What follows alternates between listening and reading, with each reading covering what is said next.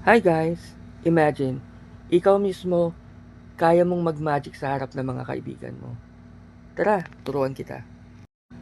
So, papipiliin mo yung isa sa mga kaibigan mo ng baraha.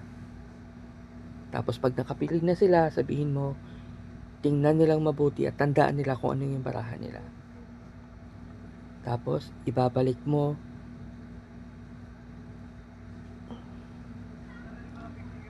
Tapos ngayon, konting wave lang,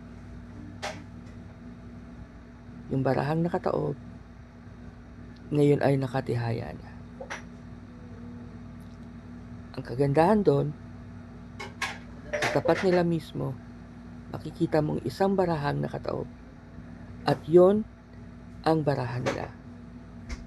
Okay ba?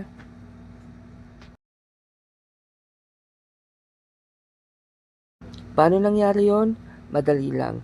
Magsimula ka ng isang baraha ang nakataob sa pinakadulo. Tapos, papipiliin mo sila ng barahang gusto nila. Example yan. Queen. Tapos, babalik rin mo ngayon yung mga baraha. So, iisipin nila lahat ng baraha nakataob, pero ang totoo, yung nasa ibabaw lang yung nakataob. Tapos, kunwari, ibabalik mo yung card sa deck of card.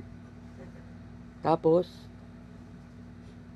gagawin mo lang yung magic na touch na ginawa ko kanina. Magkakaroon tayo ng ibang tutorial para dyan. Pero kunwari ganyan.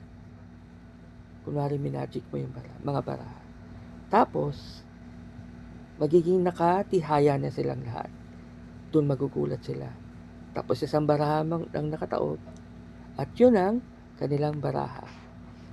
You're welcome guys!